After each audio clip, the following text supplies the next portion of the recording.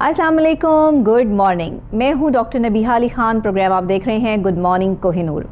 सियासत की कुछ अहम अपडेट्स के साथ आज का प्रोग्राम जो है शुरू करते हैं।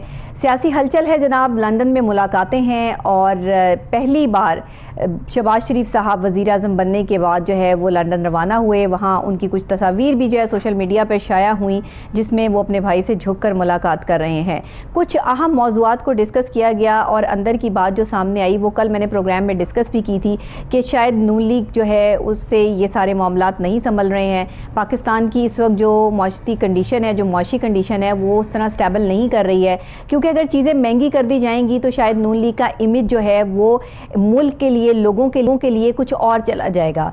तो ये फैसले कहाँ हो रहे हैं, चीज़ें कहाँ से बन रही हैं, बिगड़ रही हैं, ये सारी सियासी सूरत हाल बहुत हद तक क्लियर हो चुकी है। जरदारी साहब ने जो है वो अपना ख़ास अहम बयान दिया है आज, और जरदारी साहब ये कहते हुए नज़र आए हैं कि वो प्रॉपर तरीके से इस चीज़ को मानते हैं कि सियासत में जो सियासी हलचल हुई और ख़ान साहब को उन्होंने आड़े हाथों लिया, उन पर काफ़ी तनकीदी वार किए, निशाना बनाया उनको और साफ़ ये वाज़ेह अल्फाज में कह दिया कि ये क्या करेगा, इसको तो सिर्फ आवाम से झूठ बोलना आता है और ये आवाम को वरगला रहा है और आवाम इसके पीछे है, क्योंकि 3-3.5 सालों में जो पाकिस्तान तहरीक इंसाफ की कारकर्दगी रही वो सबके सामने रही। बहरहाल जी ये सिचुएशन है। कहते हैं कि नवाज शरीफ साहब से मुलाकात की है, उन्हें समझाया है कि इलेक्शन की तरफ आ जाएँ, लेकिन इस्लाहात करेंगे और उसके बाद इलेक्शन की तरफ आएंगे। ये खबर कल जो है वो मैंने अपने प्रोग्राम में ब्रेक की थी और बताया था कि ये इस्लाहात होने जा रही हैं, इलेक्शन की तरफ मामला जा रहा है। नून लीग का और ख़ास तौर पे बड़ों की बैठक का लंदन में होना इस बात की तस्दीक करता है। अंदर के हमारे ज़राए बताते हैं कि सिचुएशन जो है वो कुछ ऐसी जा रही है कि ये असम्बलियाँ जो है वो तहलील करने की तरफ जा रहे हैं, ये मामला जो है वो पाकिस्तान के लिए इलेक्शन की तरफ जा रहे हैं। असल में पाकिस्तान तहरीक इंसाफ की भी यही ख्वाहिश है। पाकिस्तान पीपल्स पार्टी के चेयरमैन जरदारी साहब भी यही कहते हैं कि हमारी भी यही ख्वाहिश है कि आगे जाके जो है वो इलेक्शन हो, इलेक्शन पे बात हो, लेकिन इस्लाहात के साथ इलेक्शन करवाएंगे और इस सारे प्रोसेस में 3-4 महीने लगेंगे। मियाँ साहब को तो वो ये मशवरा दे चुके हैं। अब सूरत हाल जो है वो आगे जाके क्या हो, क्योंकि अगर आप पंजाब की हुकूमत देख लें तो वो भी अभी तक काबीना सेट नहीं हो पा रही। पंजाब में भी सिचुएशन इसी तरह की है। अगर आप ओवरऑल मुल्क की सूरत हाल देख लें तो मुल्क इस वक्त बिल्कुल डॉलर की कीमत बढ़ती चली जा रही है, रुपए की कीमत, पैसे की कीमत बिल्कुल ख़त्म हो गई है पाकिस्तानी रुपीस की।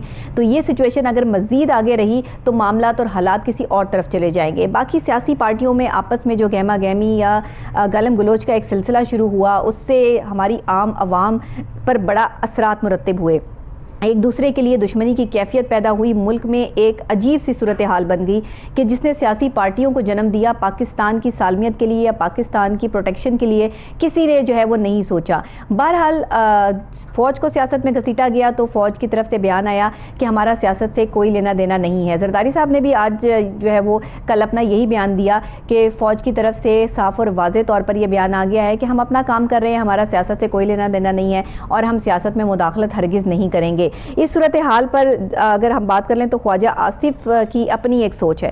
ख्वाजा आसिफ साहब ने जो है वो पार्टी के से पूछे बगैर या बताए बगैर जो भी मामलात किए, जो भी बात की, उस पर जरदारी साहब ने कहा कि उन्हें पार्टी को बताना चाहिए था और पार्टी की बात सुन के आगे चलना चाहिए। कोई भी ऐसी बात नहीं करनी चाहिए जिससे पार्टी के मामलात जो है वो ऊपर नीचे हों या उनको ख़बर ना हो। तो मुस्लिम लीग का इलेक्शन इस्लाहात पे इत्तफाक है और ये इस्लाहात अब कब लाई जाती हैं, कैसे इस प्रोसेस को आगे चलाया जाता है, क्योंकि सब यही चाहते हैं, सारी पार्टियाँ यही चाहती हैं कि अब आवाम के मैंडेट के हिसाब से जो है वो आया जाए, मुल्क को संभाला जाए। और इस वक्त मुल्क जिस कंडीशन में है उसमें मुल्क को संभालने के लिए, इस सारी सूरत हाल को कंट्रोल करने के लिए अगले 3-4 महीनों में इलेक्शन करवाने बहुत ज़रूरी हैं। इसमें यह भी कहा गया कि अमरीकी सदर जो बाइडन जो हैं उनका भी मामला सामने आया कि वो एक ख़त रिसीव हुआ और उसमें जो है वो मुल्क में साजिशी माहौल को पैदा किया गया। इस पर भी जरदारी साहब ने कहा कि ऐसा कुछ नहीं है, ये सूरत हाल जो बनाई गई है ये झूठ है और झूठ पर मबनी है, ऐसा नहीं करना चाहिए। मुल्क में फ़िरका वारियत को जन्म नहीं लेना चाहिए, बल्कि मुल्की सूरत हाल पर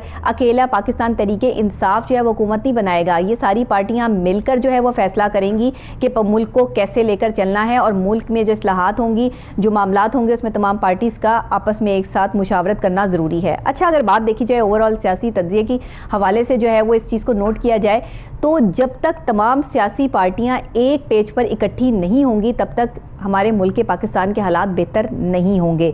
ये सूरत हाल चल रही है, आगे आने वाला वक्त जो है वो ये क्लियर करेगा कि लम्हा बलम्हा बदलती सूरत हाल। अब इलेक्शन की बात तो क्लियर हो गई है, अब इलेक्शन के लिए जो इस्लाहात बनाई जाएंगी ये कब तक मुरतब होती हैं और उस वक्त तक जो है वो क्या सूरत हाल है, सियासी पार्टियाँ अपने अपने हल्के में किस तरह इलेक्शन कराने की तैयारियाँ करती हैं। देखते हैं आगे सूरत हाल जो भी होती है हम आपको इससे आगाह करेंगे। अभी यहाँ पर मैं एक ब्रेक लूँगी और ब्रेक के फौरी बाद जो है वो वापस आपको यहीं से ज्वाइन करते हैं, क्योंकि कुछ अहम मौज़ूआत हैं उन पर भी डिस्कशन करनी है, तो मेरे साथ रहिएगा।